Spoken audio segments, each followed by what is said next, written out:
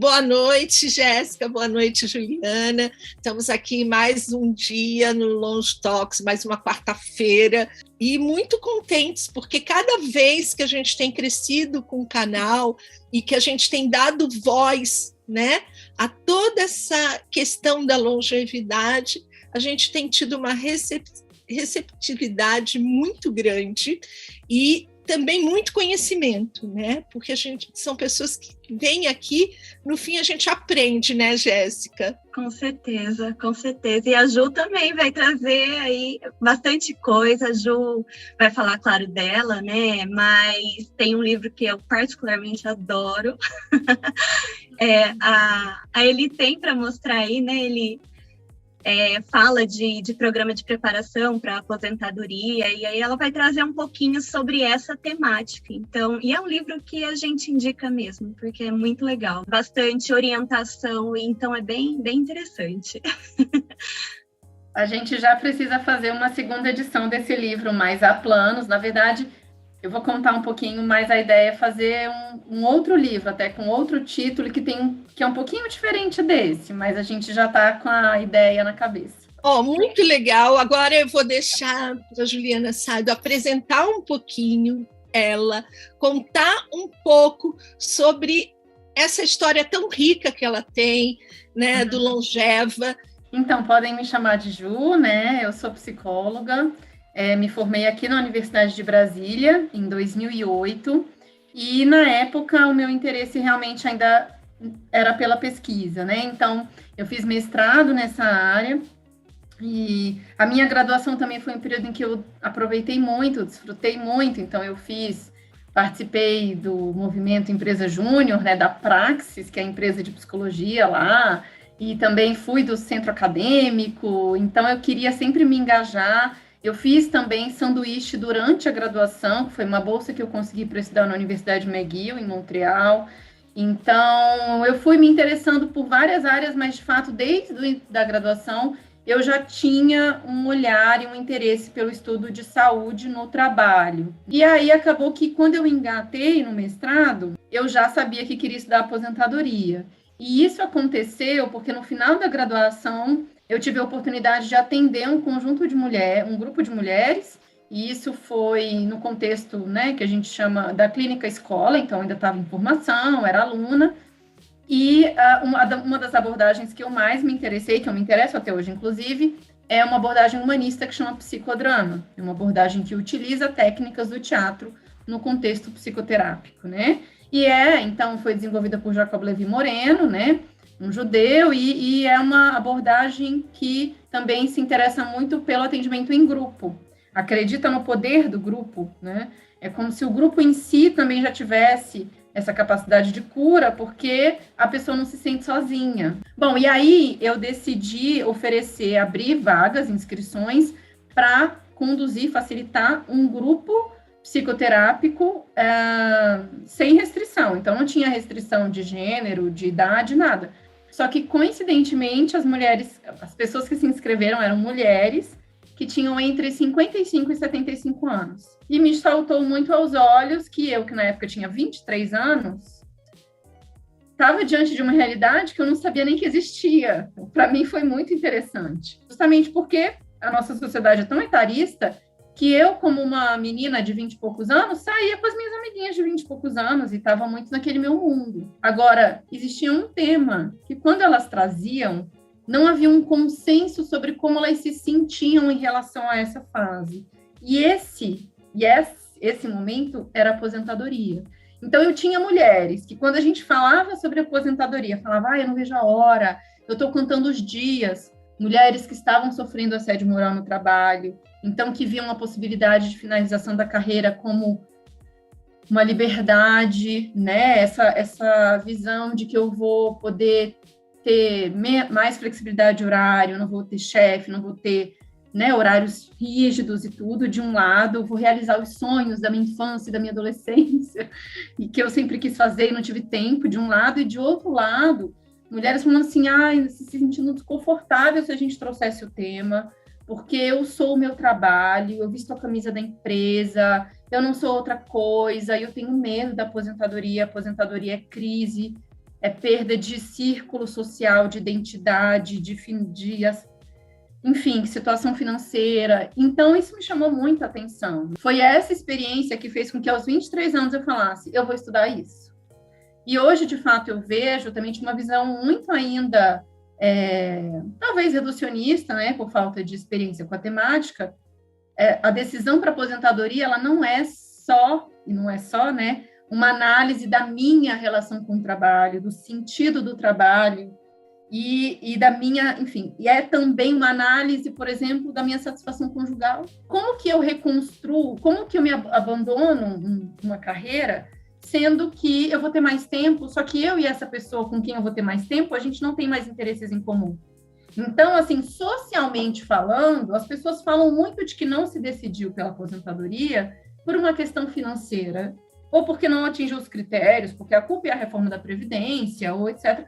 Mas pelo menos entre as pessoas que eu atendo, que ainda são esse grupo privilegiado, de servidores públicos que moram em Brasília e têm o direito de encerrar essa carreira e receber o benefício, né, e continuar, digamos assim, mantendo o seu padrão, estilo de vida, o que infelizmente no Brasil hoje é um privilégio, mas quem ainda tem a possibilidade de se aposentar hoje, depois que eu entrei nesse mundo, tem muito mais do simbolismo, né? Eu inativo, que é o termo usado no serviço, não, inativo não, eu não quero ser aposentado, eu não quero ter esse título, né? Ou eu não estou satisfeito, enfim, com outras esferas da vida, ou eu não sei quem eu sou além do trabalho, eu não aprendi a desfrutar hobby e lazer. Quer dizer, no fim das contas, é uma decisão que envolve uma análise de várias esferas da vida. E aí eu faço mestrado nessa área em Coimbra, com mobilidade em Portugal. Naquela época, a Europa estava vivendo uma situação que o Brasil vivenciou nos últimos anos, porque lá estava em crise, na época era a crise dos PIGs, né? Portugal, Espanha, Itália, Grécia.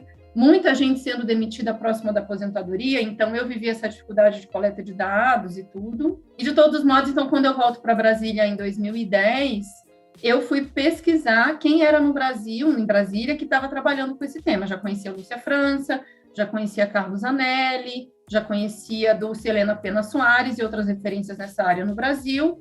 E aí conheci Sheila Giardini Murta, que é professora hoje de Psicologia Clínica da UNB, e foi a pessoa que lançou o Viva Mais, o programa de preparação para aposentadoria da Universidade de Brasília, que já completa, então, 12 anos, porque ele foi lançado em 2010.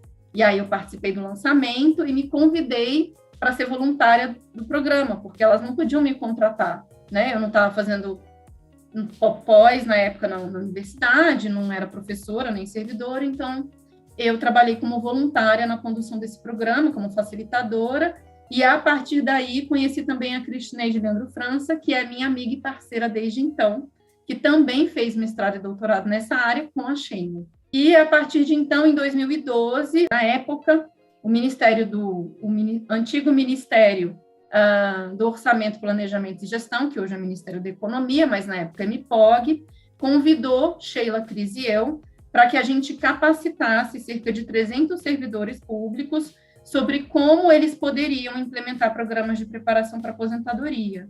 A gente sabe que hoje esses programas têm que ter uma outra cara, né? Ele tem que ter um conteúdo, como a própria Eliane comentou ali também no nosso aquecimento, acompanhando o programa da Petrobras, né?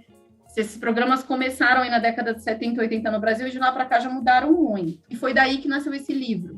Então, a gente começou convidando autores para escrever os capítulos, né, desse curso, digamos, os textos que seriam utilizados nesse curso, e depois a gente pensou, gente, esses textos são capítulos de um livro, vamos publicar.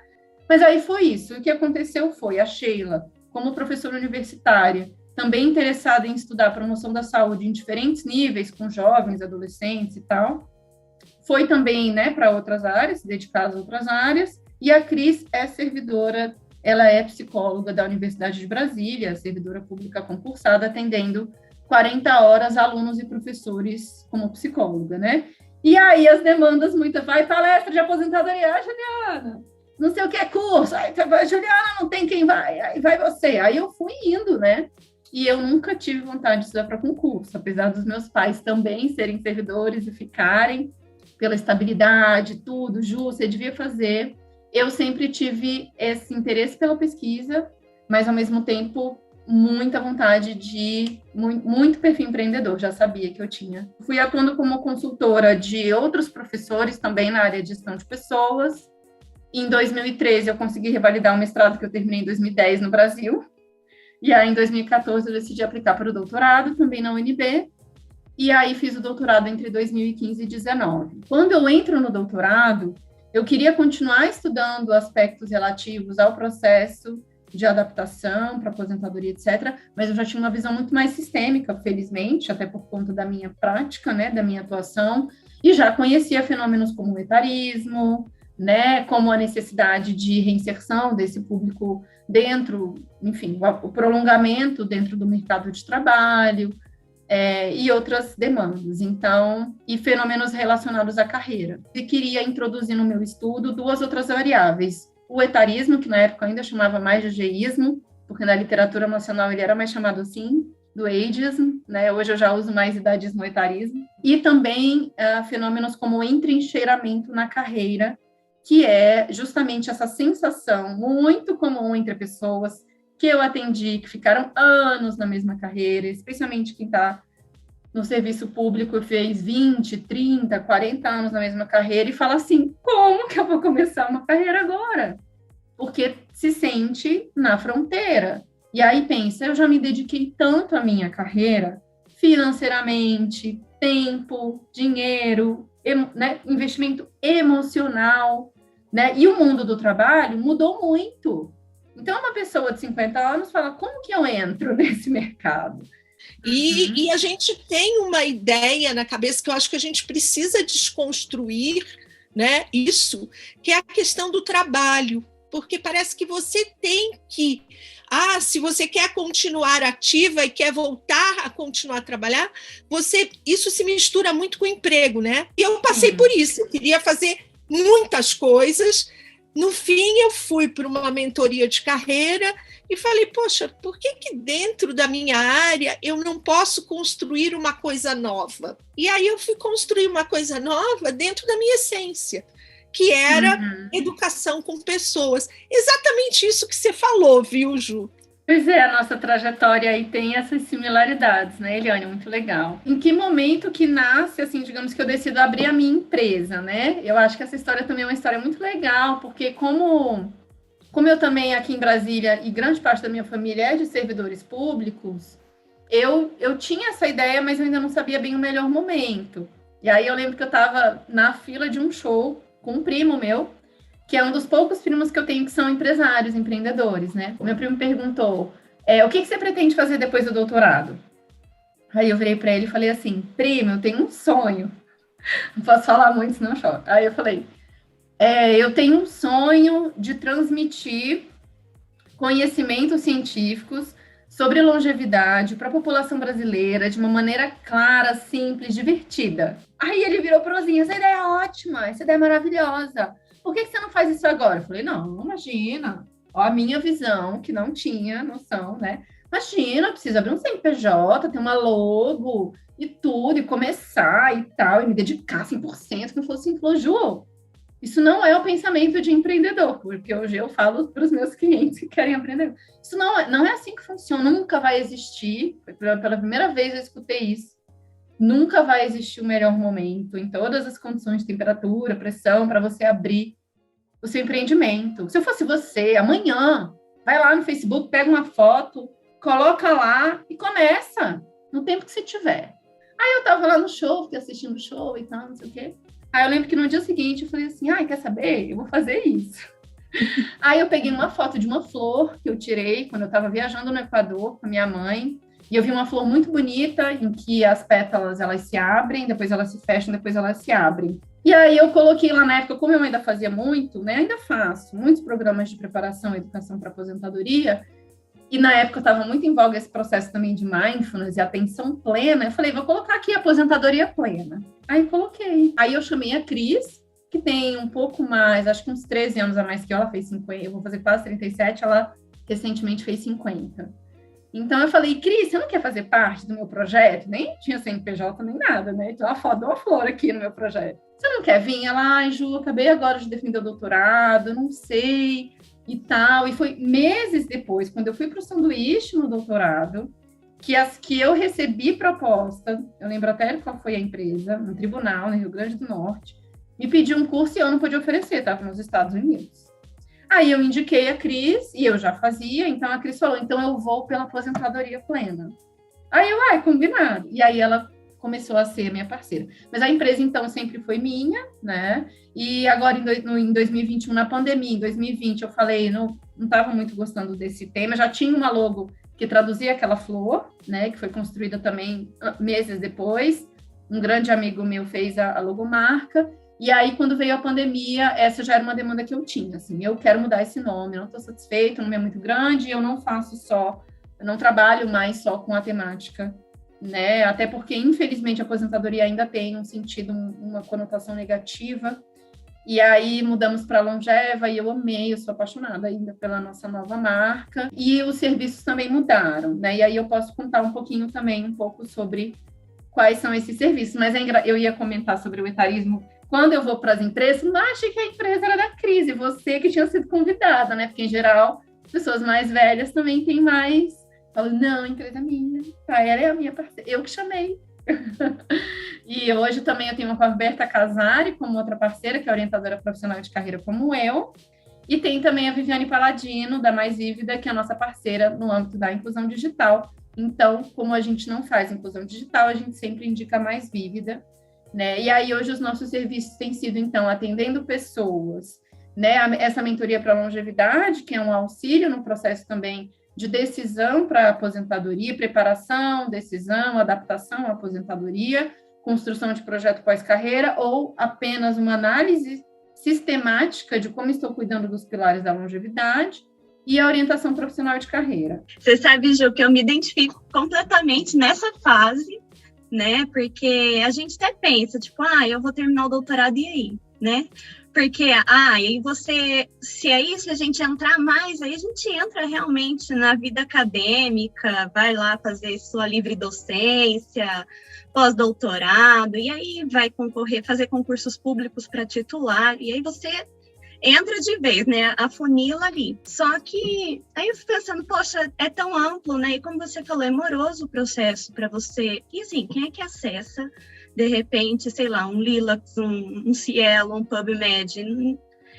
São poucas as pessoas, né? Assim, que vai buscar informação que é informação mais coerente. E ainda assim a gente tem que analisar. A gente pensa muito assim, por que não passar para a sociedade, né? O que a gente já sabe. E acho que foi muito nesse movimento que eu acabei também entrando um pouquinho nisso, mas exatamente o que você falou.